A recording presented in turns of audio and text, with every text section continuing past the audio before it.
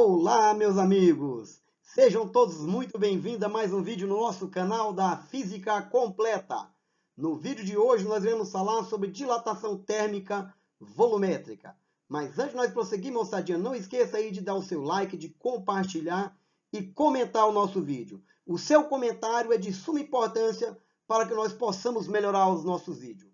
Então, vamos lá! Bem, meus amigos, como nós falamos para vocês anteriormente, dilatação térmica é o que acontece quando um corpo sofre variação de temperatura, não é verdade? Se um corpo sofrer um aumento de temperatura, ele vai dilatar, e se sofrer uma diminuição de temperatura, ele vai contrair. Então, nós já vimos dilatação térmica linear, então vai lá e assista o nosso vídeo. E também vimos a dilatação térmica superficial. Então, nós desprezávamos aí a espessura, só considerávamos comprimento e largura. Na dilatação linear, nós desprezávamos largura e espessura, só considerávamos comprimento. Então, agora chegou o momento de estudarmos a dilatação volumétrica. É o que ocorre no real nos corpos. Então, quando um corpo sofre variação de temperatura, ele vai sofrer dilatação térmica. Então, na dilatação térmica volumétrica, o corpo vai se dilatar em 3 dimensões: comprimento, largura e espessura. Como vocês bem observam aí esse material aí, ó, esse paralelepípedo. Então, ele tem 3 dimensões. Então, imaginemos aí que numa temperatura inicial, ele apresenta as dimensões aí também chamadas dimensões iniciais.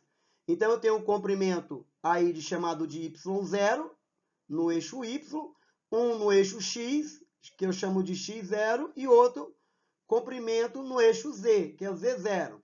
Então, em 3 dimensões. Se nós multiplicarmos x vezes y vezes z, eu tenho aí o que eu chamo de volume, não é verdade? Então, eu tenho para a temperatura inicial, então veja, para a temperatura inicial, eu vou encontrar o meu volume inicial. Então, digamos agora que vamos aumentar a temperatura desse corpo. Então, quando ele sofre aumento de temperatura, observa que vai haver alongamento tanto no eixo X, como no eixo Y e como no eixo Z.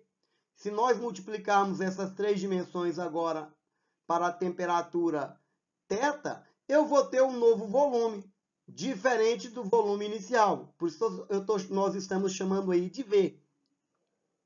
Então, da mesma maneira que nós falamos na dilatação térmica linear e superficial, vamos levar a mesma lei, que a lei serve para as 3 dilatações, não é verdade? Então, aí nós temos que o ΔV, que é a dilatação volumétrica, é igual, se eu quero saber o quanto que o corpo dilatou, é só eu pegar o volume final e subtrair do volume inicial. Então, observa que fica V menos V0. Só que nós temos uma fórmula matemática empírica mostrando que a variação de volume depende tanto do volume inicial como da variação de temperatura. Como vocês observam aqui. Observa que eu tenho um coeficiente, que é a letra gama aí, ó. É o coeficiente de dilatação térmica volumétrica.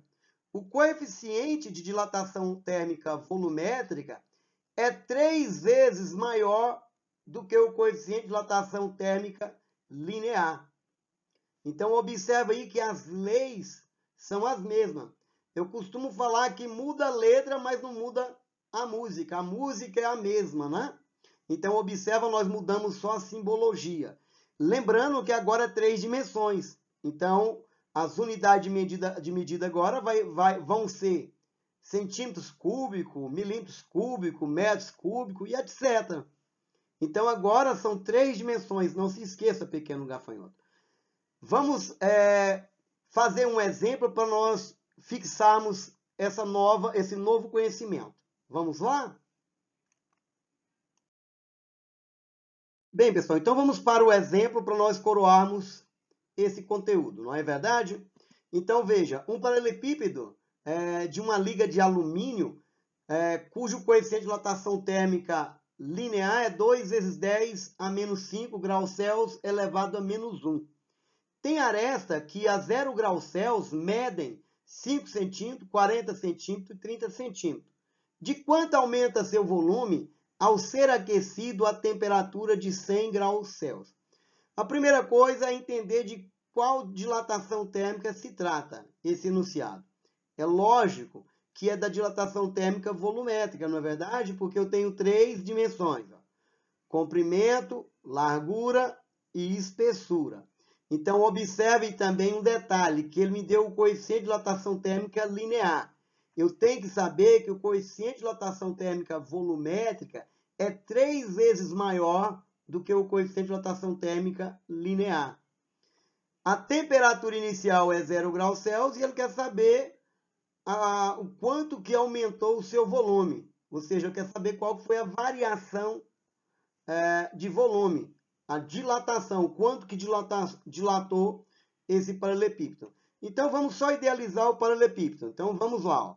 Então, o paralelepípedo tem aresta de 40 por 5 por 30. Se nós multiplicarmos esses 3 valores, 40 vezes 5 vezes 30, nós vamos encontrar 6.000 centímetros cúbicos. Por que é centímetros cúbicos? É volume. Centímetro vezes centímetro, centímetro quadrado. Centímetro quadrado vezes centímetro dá centímetros cúbicos. Então, não se esqueça, pequeno gafanhoto, que agora nós estamos trabalhando com dilatação térmica volumétrica. Vamos para a resolução do problema, aplicando a lei matemática que nós apresentamos para vocês anteriormente. Vamos lá? Bem, pessoal, então vamos para a resolução do problema. Os dados fornecidos foi volume, na verdade ele não me deu o volume diretamente, me deu dados para que eu pudesse calcular, não é verdade? A temperatura inicial 0 graus Celsius, a temperatura final 100 graus Celsius. E me deu o coeficiente de dilatação térmica linear. Eu preciso do coeficiente de dilatação térmica volumétrica. Só que nós lembramos que o coeficiente de dilatação térmica volumétrica é 3 vezes maior do que o coeficiente de dilatação térmica linear. Primeiro passo, vamos calcular a variação de temperatura. Depois nós vamos calcular o coeficiente de dilatação térmica volumétrica.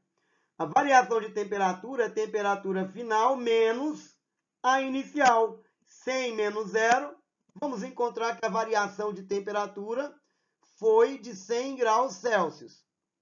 Vamos calcular, então, o coeficiente de dilatação térmica volumétrica. Então, é bem simples, né? É só você multiplicar esse valor aqui, em destaque, por 3. 3 vezes 2, eu vou encontrar 6 vezes 10 elevado a menos 5. Graus Celsius elevado a menos 1. Bom, agora vamos usar a fórmula matemática que nos possibilita calcular aí a dilatação volumétrica, o acréscimo, não é verdade? Então, a fórmula matemática é dilatação volumétrica igual coeficiente de dilatação térmica volumétrica multiplicado pelo volume inicial multiplicado pela variação de temperatura. Observe que é uma multiplicação de 3 termos, como lá na dilatação térmica linear e na dilatação térmica superficial. É a mesma coisa, o proceder é o mesmo. O detalhe é que na unidade de medida agora vai aparecer os centímetros cúbicos. Então, nós temos coeficiente de dilatação térmica volumétrica, que é 6 vezes 10 a menos 5, então eu vou substituir aqui. Temos o volume inicial, que é 6.000, e temos a variação de temperatura, que é 100 graus Celsius. Substituindo, fica dessa maneira, 6 vezes 10 a menos 5, multiplicado por 6.000, multiplicado por 100. Vamos multiplicar o 6 vezes 6.000 vezes 100, primeiramente, né? Então, vamos pegar a calculadora aí e fazer a continha. Se você observou bem, 6 vezes 6 dá 36. E vou colocar aqui 5 zeros depois de 36. Ó. Fica 3.600.000 vezes 10 elevado a menos 5. Bom, e agora, professor? Deu um número muito grande. Calma, pequeno gafanhoto. Observa que o meu expoente é negativo. Quando o expoente é negativo, a vírgula é deslocada para a esquerda. Quantas casas? 5 casas no nosso caso aqui. Então, quem vai determinar quantas casas que essa vírgula vai deslocar para a esquerda é o valor numérico que aparece aqui, ó, no expoente. São 5 casas, então a vírgula vai deslocar para a esquerda. Então, observa, 1 casa, 2 casas, 3 casas, 4 casas, 5 casas. A vírgula vai parar aqui, ó. Então, logo, a dilatação térmica volumétrica foi de 36 centímetros cúbicos. Professor, e os outros zeros, o que é que o senhor fez com ele? Pessoal, o zero já não tem mais valor para nós, que 36,00000 é a mesma coisa de 36, concordam? E detalhe, então, o que aparece aqui é a unidade de medida, que agora é o quê? 3 dimensões, centímetros cúbico. É a dilatação térmica volumétrica. Então, ele perguntou qual que é o acréscimo, não é isso? De volume. Quanto que aumentou de volume? Então, aumentou 36 centímetros cúbicos. Vamos para uma revisão das dilatações que nós vimos durante o nosso curso de dilatação térmica. Vamos lá?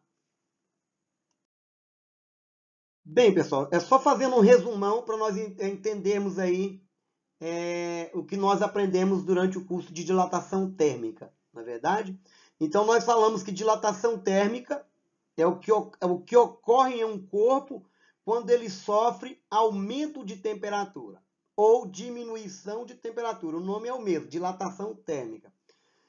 Quando o corpo sofre uma diminuição de temperatura, ele não se dilata, na verdade, ele se contrai, correto? Então, a dilatação é quando o corpo sofre aumento de temperatura, então ele vai sofrer aumento nas dimensões, e a contração térmica é quando o corpo sofre uma diminuição de temperatura, correto? Então, fique claro para vocês isso aí. Bom, nós dividimos a dilatação térmica em 3 partes. Falamos sobre a dilatação térmica linear, aquela que ocorre em uma única dimensão de um corpo. Então, veja aí o que vocês viram anteriormente. Depois falamos sobre dilatação térmica superficial ou dilatação térmica diária. É o que acontece na superfície dos corpos. Então, nós desprezamos, nesse contexto, a espessura, consideramos só largura e comprimento. No contexto da dilatação térmica linear, nós desprezamos largura e espessura, levamos em consideração só o comprimento. E na dilatação volumétrica, o que ocorre no real, nós levamos em consideração as 3 dimensões, comprimento, largura e espessura, como vocês bem observam aí. Detalhe, observem que as leis matemáticas são as mesmas. Então, observa que mudou as letras, ó, mas a música continuou a mesma. Então, o que eu quero que vocês observem, que na dilatação térmica linear é uma única dimensão. Então, se é uma única dimensão, as unidades de medida vão ser milímetro, centímetro, metro e etc. Na dilatação superficial ou dilatação diária, vai ser milímetros quadrados, centímetros quadrados, metros quadrados e etc. E na dilatação térmica volumétrica, ou é milímetros cúbicos, centímetros cúbicos, metros cúbicos. Então, veja que é 3 dimensões. Nós também aprendemos a relacionar o coeficiente de dilatação térmica, não é isso? O coeficiente de dilatação térmica superficial é 2 vezes maior do que o coeficiente de dilatação térmica linear, e o coeficiente de dilatação térmica volumétrica é 3 vezes maior do que o coeficiente de dilatação térmica linear. Se nós isolarmos o alfa em ambos, nós vamos encontrar que o alfa é a metade de beta e o gama é a terça parte, o alfa é a terça parte do gama, não é verdade? E observe, se nós igualarmos aqui essas duas, nós vamos encontrar a relação entre o beta e o alfa. A metade do beta é igual a terça parte do gama. Então, essa é a relação que existe entre o coeficiente de dilatação térmica superficial e o coeficiente de dilatação térmica volumétrica. Então, com isso, espero ter ajudado vocês, né? Se você gostou, não esqueça aí de compartilhar para que possa ajudar mais pessoas. Não esqueça, pessoal, de dar o seu comentário. O seu comentário é de suma importância para que nós possamos melhorar os nossos vídeos. Não é verdade? Mas não vá embora, pessoal, que nós temos um recadinho para você. O nosso momento de reflexão. Vamos lá? Busque respeito, não atenção. Ele dura muito mais. E até o próximo vídeo no nosso canal da Física Completa. Até mais!